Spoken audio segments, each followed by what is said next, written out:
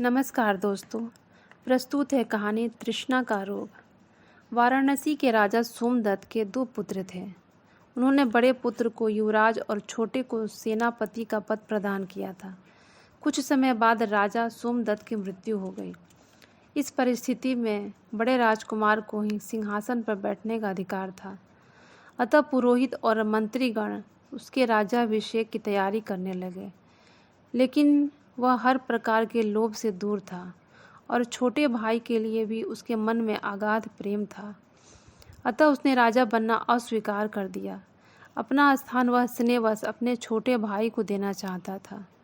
सबने उसे बहुत समझाया, लेकिन उसने छोटे भाई को ही गद्दी दे दी। राज सत्ता के प्रति उसके मन में विरक्ति उत्पन्न हो गई थी।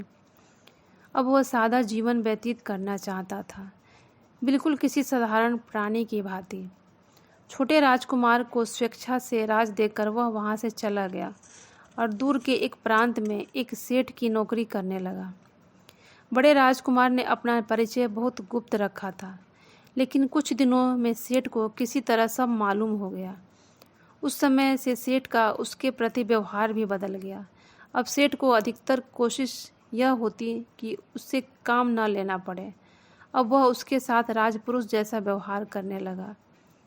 एक दिन बड़े राजकुमार को पता लगा कि राज कर्मचारी गांव के खेतों पर नए सिरे से लगान बढ़ाने के लिए उसकी नाप जोख कर रहे हैं और सेठ जी इस मामले में बहुत परेशान हैं। बड़े राजकुमार ने इस अवसर पर अपने उपकारी की कुछ सहायता करना अपना धर्म समझा। उसने अपने छोटे भाई को इस आशय पर एक पत्र लिखा। मैं बहुत दिनों से अमुक सेठ के घर में बड़े सुख से निवास कर रहा हूँ, लेकिन मेरे कहने से उसका लगान माफ़ कर दो। छोटे भाई ने इस पत्र को पाते ही राज कर्मचारियों को उस सेठ से कर न लेने का आदेश भेज दिया। जब सेठ को पता चला कि बड़े राजकुमार ने चुपचाप उनका इतना बड़ा काम कर दिया है, तो वह हर्ष से फूला ना समाया। अन्य लोगों पर अपना प्रभाव डालने के लिए उसने खूब जोर शोर से इस बात का प्रचार किया। परिणाम यह हुआ कि गांव और प्रांत के सभी लोग लगान छुड़वाने के लिए बड़े राजकुमार के पास दौड़ पड़े। बड़े राजकुमार ने किसी को निराश नहीं किया। उसने हर एक के लिए राजा को पत्र लिख दिया और राजा ने बड़े भाई के लिखने से सबके लगान को माफ़ कर दिया। अब वहाँ के लोग सभी राजकुमार के बड़े भक्त बन गए और हृदय से उनको अपना राजा मानने लगे। उसी को वे अपना कर भी देने लगे। इस प्रकार सारे प्रांत में उसकी अखंड प्रभुता स्थापित हो गई। वह सर्वसम्मति से वहाँ का स्वतंत्र राजा बन बैठा। लेकिन किसी ने सत्य ही कहा है, प्रभुता पाई काहि मद नाही। अर्थात प्रभुता पाकर कौन ऐसा व्यक्ति है जो मद से चूर ना हो पाएगा। ऐसे में लालच और अभिमान से कौन अछूता रह सकता है। पहले जो व्यक्ति राज्य को तृण की भांति त्याग चुका था, वही अब राज्य की तृष्णा से व्याकुल हो उठा। उसने छोटे भाई को स्पष्ट लिख दिया कि अब इस प्रांत पर मेरा ही शासन होगा। छोटे भाई ने बड़े हर्ष से उसे वहाँ का शासक स्वीकार कर लिया। इससे भी बड़े राजकुमार को संतोष न हुआ। उसने आसपास के कई प्रांतों पर अपना अधिकार करने की इच्छा की। छोटे भाई ने उस पर भी उसकी सत्ता स्वीकार कर ली। उसकी हर एक मांग पूरी होती गई, फिर भी उसका मन नहीं भरा। अब वह राज्य को हथियाने की फिक्र में पड़ गया। उसे शंका था कि छोटा भाई आसानी से संपूर्ण राज्य नहीं छोड़ेगा। इसलिए उसने राज्य में समस्त आदमियों को लेकर उसने वाराणसी पर धावा बोल दिया। बड़ी भीड़ लेकर वह राजद्वार पर पहुंचा। वहां से उसने छोटे भाई के पास राजद्रोह या आकर युद्ध करो की चुनौती भेजी। छोटा भाई बड़े धर्म संकट में पड़ गया। आत्मसमर्पण करने से लोग उसे कायर कहकर धिक्कारते हैं और युद्ध में बड़े भाई को मारने से उसे अपयश ही मिलता। विकट समस्या थी। बहुत सोचने विचारने के बाद छोटे भाई ने बड़े भाई को अपनी दी हुई चीज़ वापस कर देने का निश्चय करके उसे सम्मानपूर्वक लाकर सिंहासन पर बैठा दिया। अब बड़ा राजकुमार वाराणसी का राजा हो गया। एक एक करके उसकी सभी लालसाएं पूरी हो गई, फिर भी उसकी तृष्णा नहीं बुझी। अब उसके हृदय में एक से बढ़कर एक लालसा उत्पन्न हो रही थी। राज्य करने के लिए अब उसे अपना देश छोटा दिखाई देने लगा। अब उसके मन में यह इच्छा सिर उठाने लगी कि आसपास के राज्यों को जीतकर चक्रवर्ती सम्राट बना जाए। अतः अब वह आसपास के अन्य राज्यों को जीतने के लिए प्रयास करने लगा। यही उसके नित्य का काम हो गया। अपने सामने वह किसी दूसरे का ऐश्वर्य नहीं देख सकता था। दिन प्रतिदिन न केवल उसकी प्रवृत्ति बदल रही थी, बल्कि तृष्णा भी बढ़ती जा रही थी। इंद्र उस राजा की बढ़ती हुई तृष्णा को देखकर बहुत दुखी हुआ। एक दिन वह शुभ संकल्प करके ब्रह्मचारी के वेश में राजा के पास पहुंचा और राजा उसे एकांत में ले जाकर बोला, महाराज, मैं 3 ऐसे नगर देखकर आ रहा हूँ जहाँ अनंत संपत्ति है। वहाँ तो घर घर में सोना बरसता है। उन नगरों को जल्दी अपनी मुट्ठी में कीजिए। इसे सुनते ही राजा लोभ से अंधा हो गया और जल्दी से जल्दी चढ़ाई करने के लिए व्यग्र हो उठा। इतना कहकर ब्रह्मचारी चुपचाप बाहर चला गया। राजा को उसका नाम धाम पूछने का भी ध्यान नहीं रहा, क्योंकि उसका चित्त तो कहीं और चला गया था। उसने मंत्रियों को बुलाकर कहा, मैंने अभी अभी एक ब्रह्मचारी से सुना है कि कहीं पर 3 बहुत ही संपन्न नगर है। वहाँ अनंत संपत्ति है और घर घर में सोना बरसता है। ऐसे नगरों पर तो शीघ्रातिशीघ्र हमारा स्वामित्व स्थापित होना चाहिए। जल्दी से जल्दी सेना सजाओ। ब्रह्मचारी के बताए नगरों को मैं फौरन जीतना चाहता हूँ।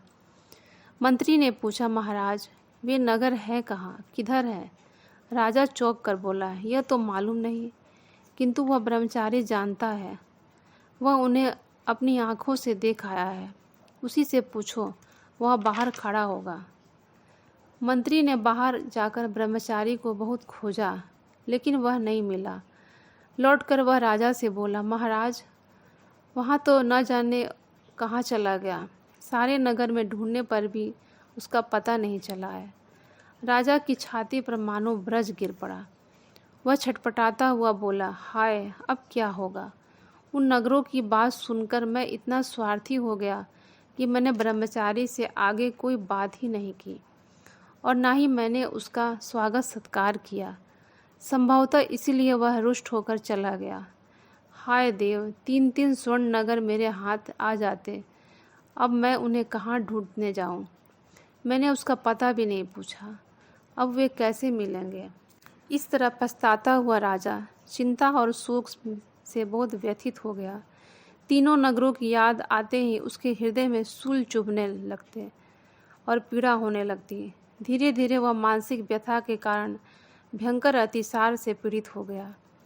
वैद्यों ने बहुत इलाज किया, लेकिन ज्यों-ज्यों दवा की मर्ज बढ़ता ही गया। उन्हीं दिनों बोधिसत्व तक्षशिला से आयुर्वेद की शिक्षा दीक्षा लेकर लौटे थे। राजा की असाध्य बीमारी का हाल सुनकर वे अपनी इच्छा से उनकी चिकित्सा करने गए। उन्होंने राजद्वार पर खड़े होकर राजा के पास संदेश भेजा। राजा पीड़ा से बहुत व्याकुल था, किंतु उसे किसी अनुभवहीन चिकित्सक से चिकित्सा कराना गवारा नहीं था, जबकि पीड़ा से मुक्ति पाने की भी उसकी प्रबल इच्छा थी। डूबता हुआ व्यक्ति तिनके का ही सहारा खोजता है। राजा ने उसे नए चिकित्सक को बुलावा भेजा और कहा, युवक, सभी वैद्यों ने इस रोग को असाध्य कह दिया है।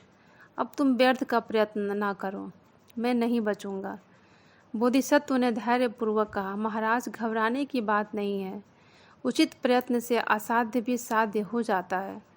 आप कृपा करके यह बताइए कि यह रोग आपको कब और कैसे हुआ? राजा पीड़ा से कराहता हुआ बोला, अरे अनाड़ी वैद्य, रोग की कहानी सुनकर क्या करोगे? सीधे सीधे दवा बताओ। बोधिसत्व ने कहा, महाराज, रोग के संबंध में सारी बातों का पता लगाकर ही उसकी अचूक दवा की जा सकती है। रोग के मूल में खोज करना, उस पर प्रहार करने से वह सहज ही निर्मूल हो जाता है।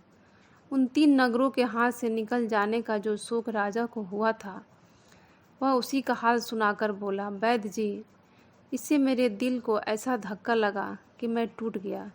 मैं दिन रात उसकी फिक्र में घुलने लगा और धीरे धीरे मेरा स्वास्थ्य बिल्कुल ही नष्ट हो गया। आज भी प्रत्येक क्षण चित्त में वही चिंता समाई रहती है। अपनी हानि का मुझे ऐसा शोक है कि मैं बता नहीं सकता। उसकी पूरी व्यथा सुनकर बोधिसत्व ने कहा, महाराज, यह बताइए कि क्या इस तरह चिंता करने से आप भविष्य में उन नगरों को प्राप्त कर पाएंगे? नहीं भाई, अब वे कहाँ मिल सकते हैं। गया सो गया, सारा दोष मेरा ही है। लोभवश मैंने अतिथि का ना तो उचित सत्कार किया और ना ही उन पर नगरों का दिशा का ज्ञान प्राप्त किया।